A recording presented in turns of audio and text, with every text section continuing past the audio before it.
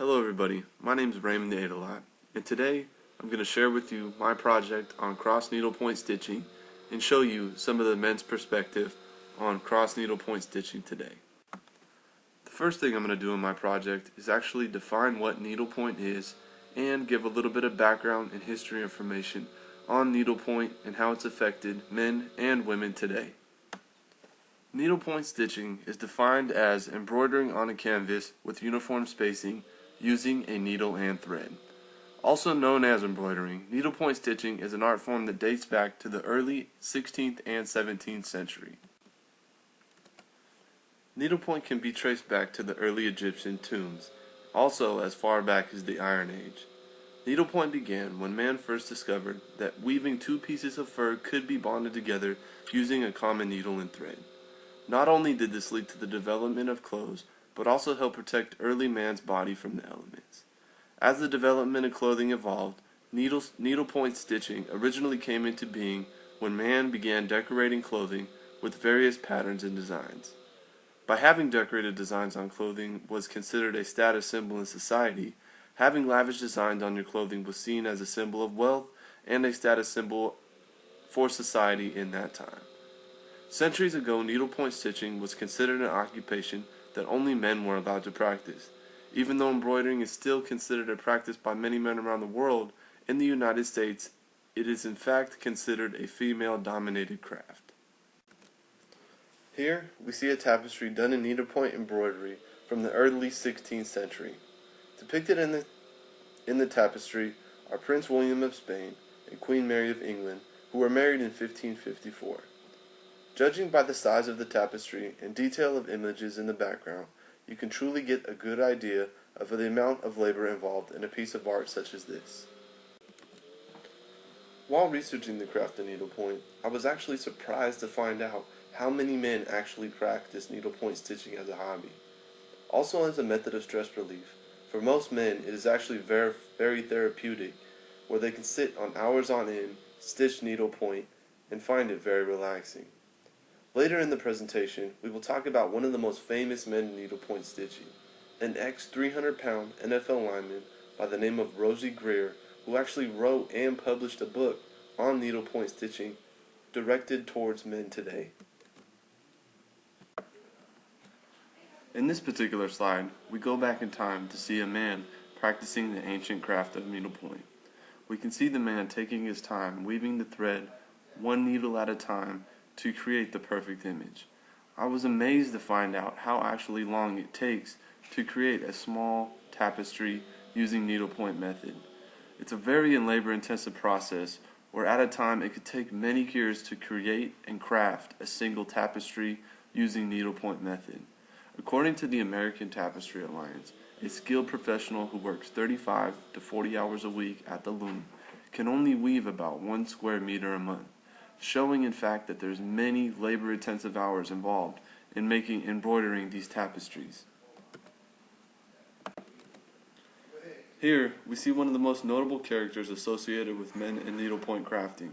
This is Rosie Greer, an ex-NFL and Penn State college football athlete who actually wrote and published the book called Rosie Greer's Needlepoint for Men that was actually published in 1973. Despite facing heavy criticism for a book, he became later known as the Gentle Giant due to his love for arts and crafts and also his love for the game of football. It is one of the few male books published during this time, and despite Rosie Greer's criticism, he takes major pride in the fact that he is a needlepoint expert. In this next section of the presentation, I'm going to talk about men and the stereotypes they face with the craft of needlepoint. Even though times are changing, and I believe that more men are becoming more open to arts and crafts, I feel that there is still a long road ahead of us if it is going to become more accepted among the male gender. I feel that men today still need to show their dominance through male-dominated activities, such as fishing, rock climbing, and other masculine activities. I think most men still feel insecure when it comes to arts and crafts and the act of sewing. I do believe change will come in time. However, I feel that there is still a long road before men will consider sewing a mainstream leisure activity.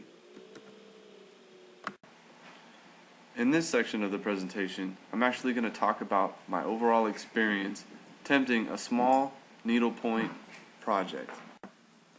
After opening up a small needlepoint kit that I purchased from Michael's, I discovered that there was a couple pieces of thread, a plastic hoop, and some instructions and one needle. My first thoughts were, how hard could this be?